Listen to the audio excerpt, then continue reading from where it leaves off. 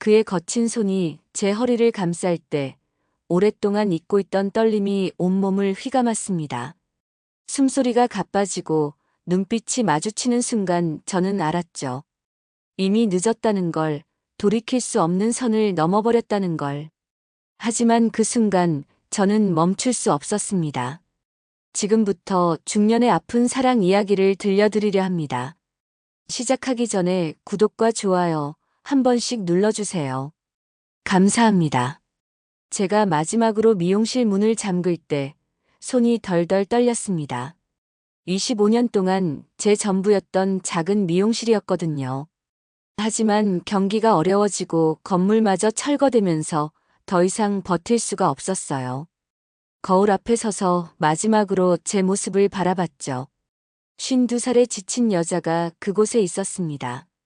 이혼한 지도 벌써 10년이 넘었고 딸 하나 키우느라 젊음을 다 바쳤는데 그 딸마저 미국으로 시집가서 연락도 뜸해졌어요.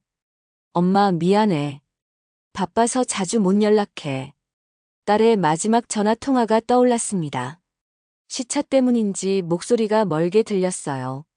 아니, 사실은 마음의 거리가 멀어진 건지도 모르겠어요. 그날 밤 텅 빈 집에서 홀로 라면을 끓여 먹으며 생각했습니다. 이제 정말 아무것도 남지 않았구나. 젊을 때는 모든 게 다 가능할 것 같았는데 이제는 내일이 어떻게 될지도 모르겠더라고요. 사촌 언니 미숙이에게 전화를 걸었어요. 언니 시골로 내려가도 될까요? 목소리가 떨렸습니다. 언니는 아무 말 없이 얼른 와 하더라고요. 그 한마디가 얼마나 고마웠는지 몰라요. 짐을 쌀 때도 별로 없더라고요. 25년 동안 열심히 살았는데 트렁크 하나면 충분했습니다. 미용실 간판을 마지막으로 바라보며 다짐했어요. 이제 정말 새로 시작하자고. 기차를 타고 시골로 향하는 내내 창밖 풍경을 바라봤습니다. 서울의 빌딩 숲이 점점 사라지고 논밭이 보이기 시작했어요. 마음이 조금씩 편해지는 게 느껴졌죠. 미숙이 언니가 역에서 기다리고 있었어요. 많이 힘들었지? 언니의 따뜻한 포옹에 그만 눈물이 나왔습니다. 서울에서는 울 수도 없었거든요. 혼자서 버텨야 한다는 생각뿐이었는데 언니 품에서는 그냥 울 수 있었어요. 괜찮아. 여기서 천천히 쉬면서 다시 시작하면 돼. 언니의 말이 얼마나 위로가 되었는지 몰라요. 그날 밤 오랜만에 푹 잠들 수 있었습니다. 시골 생활이 시작된 지 일주일 만에 언니가 제안했어요. 서연아, 집에만 있지 말고 마을 일이라도 도와보면 어때? 사실 계속 빈둥거리는 것도 답답했거든요. 과수원에서 일손이 부족하다는데 한번 가볼래? 언니를 따라 마을 끝자락에 있는 과수원에 갔습니다. 사과나무들이 줄지어 서 있고 익어가는 사과들이 주렁주렁 달려 있더라고요. 서울에서는 볼 수 없던 풍경이었어요. 그때 한 남자가 나무 아래서 작업하고 있었습니다. 키가 크고 어깨가 넓은 전형적인 시골 남자 같았어요. 하지만 뭔가 달랐습니다. 다른 사람들처럼 시끄럽게 떠들지도 않고 묵묵히 자기 일만 하고 있었거든요. 민호야, 인사해봐. 미숙이 사촌 동생 서연이야. 언니가 소개해주자 그가 고개를 들었습니다. 첫인상은 정말 무뚝뚝했어요. 안녕하세요라고 인사해도 고개만 까닥했거든요. 하지만 그의 눈빛이 묘하게 기억에 남았습니다. 깊은 슬픔이 담겨 있는 것 같았어요. 정민호라고 해요. 잘 부탁드립니다. 목소리도 낮고 차분했습니다. 나이는 저보다 조금 많아 보였고 얼굴에는 세월의 흔적이 깊게 새겨져 있었어요. 하지만 왠지 눈길이 자꾸 갔습니다. 첫날 일은 정말 힘들었어요. 사과를 따서 상자에 담는 건데 생각보다 무겁더라고요. 25년 동안 미용실에서만 일했던 제게는 체력적으로 버거웠습니다. 점심시간에 나무 그늘에 앉아 쉬고 있는데 민호가 물통을 건네주더라고요. 많이 힘드시죠? 처음엔 다 그래요. 차가웠던 첫인상과 달리 의외로 세심한 배려를 보였어요. 감사해요. 정말 힘드네요. 금방 적응하실 거예요. 서울에서 오셨다고 들었는데 많이 다르죠? 처음으로 대화다운 대화를 나눴습니다. 목소리에 묘한 온기가 있었어요. 무뚝뚝해 보이지만 속은 따뜻한 사람 같다는 생각이 들었죠. 일주일 정도 지나니까 조금씩 익숙해졌어요. 민호와도 자연스럽게 말을 트기 시작했고요. 그는 농사일에 대해 차근차근 알려줬습니다. 어떻게 사과를 따야 하는지, 어떤 게 잘 익은 건지. 하지만 개인적인 이야기는 전혀 하지 않더라고요. 어디서 왔는지, 가족은 있는지, 그런 건 물어봐도 대답을 회피했어요. 뭔가 말하고 싶지 않은 과거가 있는 것 같았습니다. 과수원에서 일한 지 한 달쯤 되었을 때였어요. 그날은 유독 많은 사과를 따야 해서 무거운 상자를 계속 옮겨야 했습니다. 힘들다고 투정 부릴 수도 없고 그냥 묵묵히 일했죠. 오후 늦게 마지막 상자를 들어 올리려는데 갑자기 허리에 찌릿한 통증이 왔어요. 아, 순간적으로 비명이 나왔습니다. 상자가 바닥에 떨어졌고 저는 허리를 붙잡고 쪼그리고 앉았어요. 괜찮으세요? 민호가 달려왔습니다. 평소와 달리 목소리에 걱정이 묻어났어요. 허리를 삐끗한 것 같아요. 일어나려고 했지만 통증 때문에 쉽지 않더라고요. 천천히요. 민호가 제 팔을 조심스럽게 잡고 일으켜 세워줬습니다. 그의 손이 제 허리를 받쳐주는 순간 오랫동안 잊고 있던 떨림이 온몸을 휘감았어요. 얼마나 오랜만에 느껴보는 남자의 체온이었는지. 병원에 가보시는 게 좋겠어요. 아니에요, 괜찮아요. 하지만 민호는 제 말을 듣지 않고 자기 트럭으로 데려갔습니다. 마을 보건소까지 직접 운전해서 데려다 주더라고요. 운전하는 내내 괜찮으시냐고 몇 번이나 물어봤어요. 보건소에서 간단한 치료를 받고 나오니까 민호가 여전히 기다리고 있었습니다. 집까지 데려다 드릴게요. 거절할 틈도 주지 않고 차에 태워줬어요. 정말 감사해요. 이렇게까지 해주실 필요 없는데. 당연한 거죠. 같이 일하는 사람인데. 차 안에서 나누는 대화가 어색하면서도 묘하게 설렜습니다. 그의 옆모습을 몰래 바라보니까 생각보다 잘생겼더라고요. 무뚝뚝하지만 남자다운 매력이 있었어요. 집 앞에 도착했을 때 민호가 말했습니다. 내일은 쉬세요. 허리가 완전히 나을 때까지. 아니에요, 일해야죠. 제가 혼자서도 충분해요. 무리하지 마세요. 그의 배려가 마음을 따뜻하게 만들었어요. 오랜만에 누군가의 걱정을 받는다는 게 이렇게 좋은 건지 몰랐거든요. 차에서 내리면서 민호와 눈이 마주쳤는데 그 순간 묘한 전기가 흘렀습니다. 그날 밤 허리 아픈 것보다 민호 생각이 더 많이 났어요. 그의 따뜻한 손길, 걱정하는 목소리, 진심 어린 눈빛, 모든 게 오랜만에 느껴보는 설렘이었습니다. 이혼 후 10년 넘게 남자에 대한 관심을 완전히 접었다고 생각했는데 아니었나 봐요. 마음 한구석이 간질간질 떨리는 게 느껴졌습니다.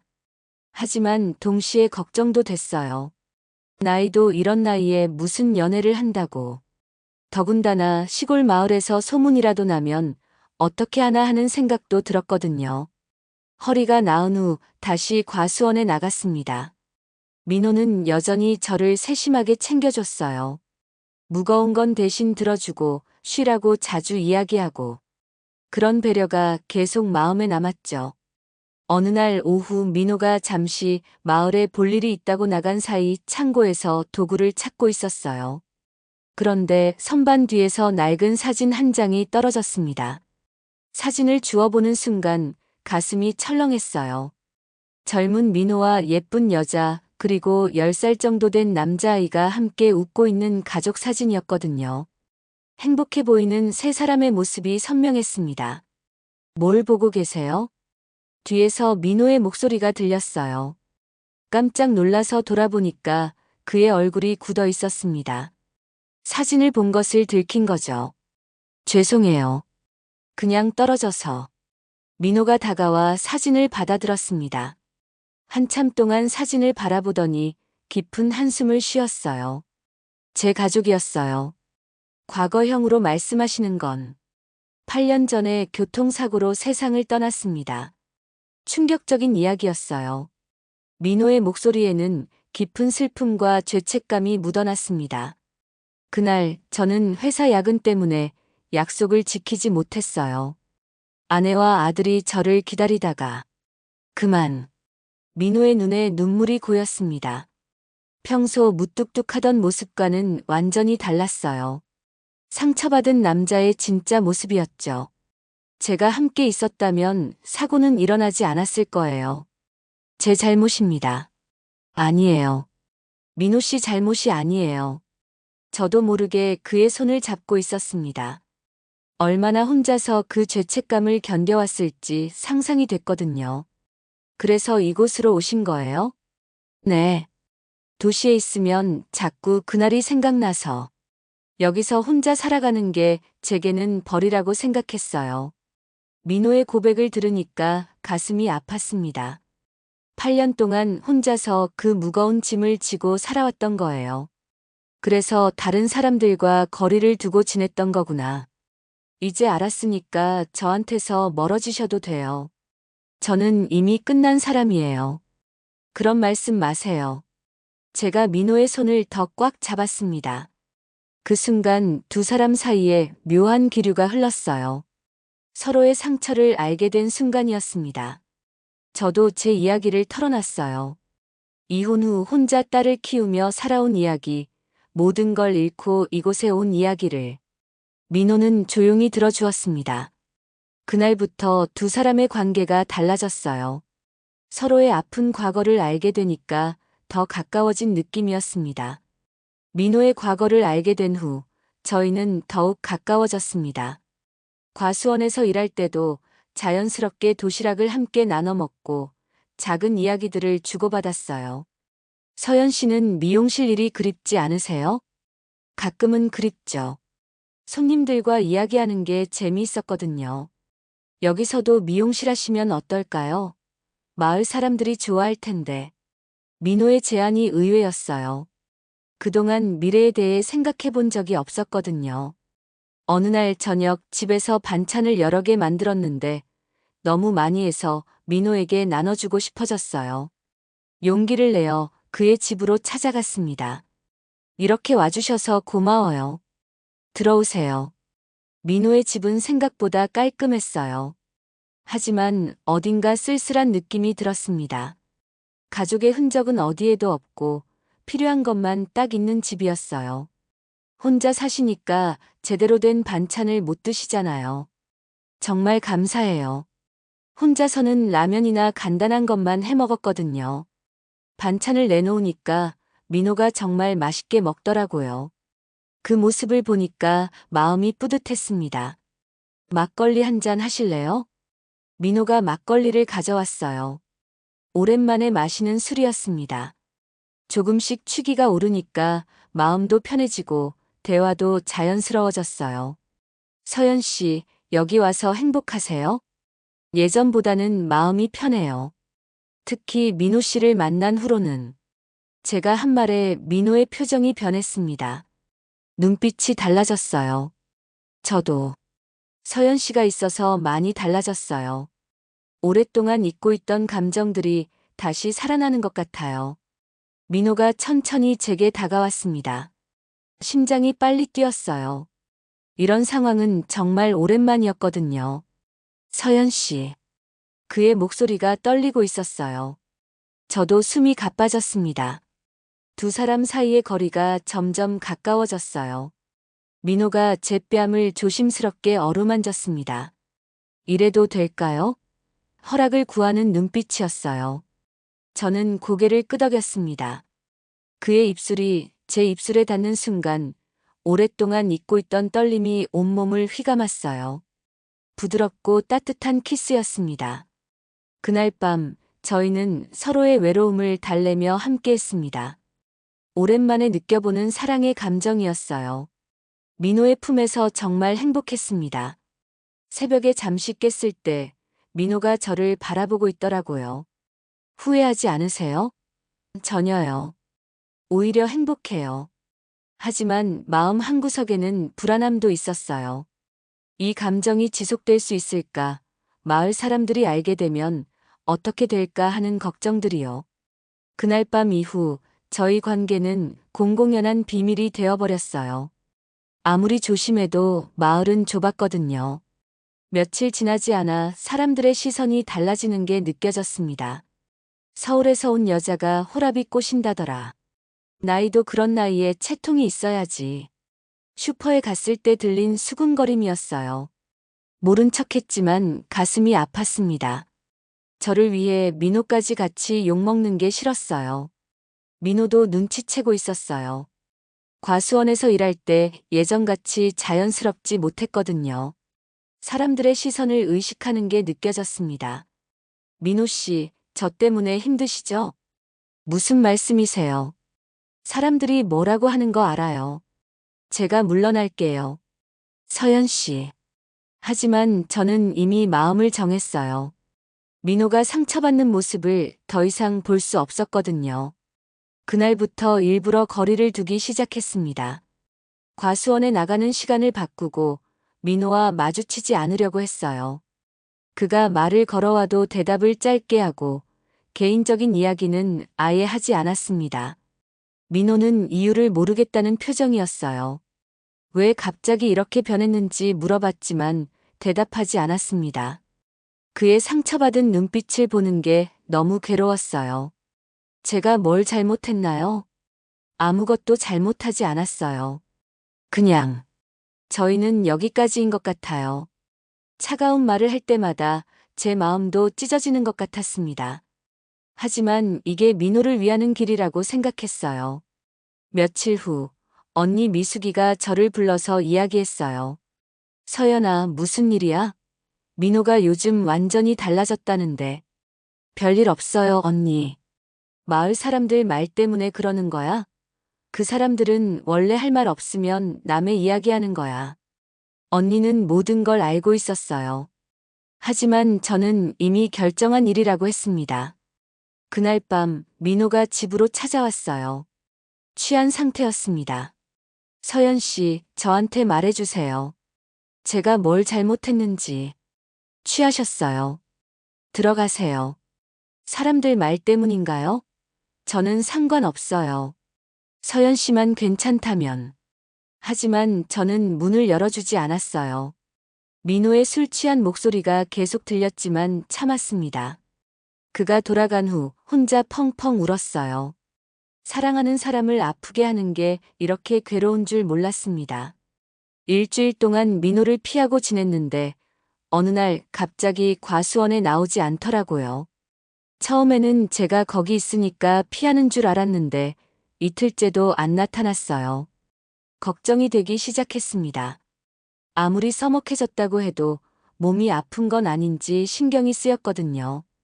결국 참을 수 없어서 민호의 집으로 향했습니다. 마음속으로는 괜찮기를 바라면서도 혹시나 하는 불안함이 있었어요. 집에 도착해서 문을 두드렸는데 대답이 없었어요. 민호 씨 계세요? 몇 번 불러봐도 소리가 없더라고요. 문이 잠겨 있지 않아서 조심스럽게 들어갔습니다. 거실에서 민호를 발견했어요. 소파에 누워서 얼굴이 빨갛게 달아올라 있었습니다. 고열이 있는 것 같았어요. 민호 씨, 괜찮으세요? 다가가서 이마에 손을 대보니까 정말 뜨거웠습니다. 감기가 심하게 온 것 같았어요. 서연 씨. 민호가 눈을 뜨더라고요. 열 때문에 정신이 몽롱한 상태였습니다. 병원에 가야 해요. 괜찮아요. 그냥 감기예요. 하지만 상태가 심상치 않았어요. 곧바로 해열제를 먹이고 물수건으로 열을 식혀줬습니다. 그동안 화가 나서 거리를 뒀지만 아픈 모습을 보니까 그럴 수가 없더라고요. 하루 종일 간병을 했어요. 죽을 끓여서 먹이고 약을 챙겨주고. 민호는 중간중간 깨서 저를 바라봤는데 그 눈빛에는 고마움과 그리움이 섞여 있었어요. 밤이 되어서야 열이 조금 내렸습니다. 민호가 의식을 찾았어요. 왜 와주셨어요? 저를 피하고 있었잖아요. 아파서 걱정됐어요. 진짜 이유를 말해주세요. 갑자기 왜 그렇게 차가워졌는지. 더 이상 숨길 수 없었어요. 마을 사람들의 시선 때문에 거리를 뒀다는 걸 솔직하게 말했습니다. 내가 두려웠어요. 당신이 또 상처받을까봐. 저 때문에 마을에서 살기 어려워질까봐. 민호가 제 손을 잡았습니다. 저는 상관없어요. 사람들이 뭐라고 하든 서연 씨가 제 곁에 있어주는 게 더 중요해요. 하지만 8년 동안 죽은 것처럼 살았어요. 서연 씨를 만난 후에야 다시 살아있다는 걸 느꼈거든요. 민호의 진심이 전해졌어요. 저도 솔직한 마음을 말했습니다. 저도 당신이 없으면 안 돼요. 하지만 무서워요. 이제 그만 무서워해요. 우리 함께 이겨내요. 그날 밤 두 사람은 서로를 꽉 안고 눈물을 흘렸습니다. 오해가 풀리고 진심이 통한 순간이었어요. 민호가 회복된 후 저희는 더 이상 사람들의 시선을 신경 쓰지 않기로 했어요. 당당하게 함께 다니고 서로를 아끼는 마음을 숨기지 않았습니다. 처음에는 마을 사람들의 반응이 차가웠어요. 하지만 시간이 지나면서 점점 이해해주기 시작했습니다. 특히 언니 미숙이가 많이 도와줬어요. 둘 다 혼자 살아온 지 오래됐는데 서로 의지하면서 살면 좋은 거 아니야? 언니의 한마디가 마을 분위기를 바꿨어요. 나이 드신 분들도 하나둘씩 인정해주기 시작했습니다. 가을이 되니까 과수원이 정말 아름다웠어요. 빨갛게 익은 사과들이 주렁주렁 달려있고 단풍이 들기 시작했거든요. 서연 씨, 여기서 작은 미용실 하면 어떨까요? 민호가 다시 그 이야기를 꺼냈어요. 이번에는 진지하게 고민해봤습니다. 서울로 돌아갈 이유도 없고 이곳에서 새로운 시작을 해보는 것도 나쁘지 않겠다는 생각이 들었어요. 정말 할까요? 제가 도와드릴게요. 장소도 알아보고. 민호의 적극적인 지지에 용기가 났어요. 마을 사람들도 미용실이 생기면 좋겠다고 하더라고요. 몇 달 후 정말로 작은 미용실을 열었습니다. 서연 미용실이라는 간판을 달고요. 첫 손님은 언니 미숙이었어요. 서연아, 축하해. 정말 잘 됐다. 언니의 격려가 얼마나 고마웠는지 몰라요. 미용실이 조금씩 자리를 잡아가면서 민호와의 관계도 안정됐어요. 이제는 마을 사람들도 당연하게 받아들였고 오히려 잘 어울린다고 말해주더라고요. 어느 날 저녁 민호와 함께 과수원을 걸었습니다. 가지꽃이 피기 시작하는 계절이었어요. 서연 씨, 행복하세요? 네, 정말 행복해요. 당신은요? 저도요. 이렇게 행복할 수 있을 줄 몰랐어요. 민호가 제 손을 꽉 잡았습니다. 따뜻한 손길이었어요. 앞으로도 계속 함께해요. 네, 약속해요. 두 사람은 손을 잡고 웃으며 과수원을 바라봤습니다. 서로의 상처를 마주했기에 이제는 함께 웃을 수 있었어요. 50이 넘어 다시 찾은 사랑이었지만 어떤 사랑보다 진했습니다. 세월의 무게를 견뎌온 만큼 더 소중하고 깊었거든요. 새로운 계절이 시작됐어요. 서로에게 의지하며 살아갈 수 있는 동반자를 찾은 저희에게는 매일이 축복이었습니다.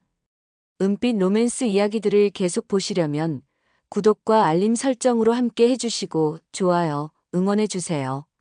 감사합니다.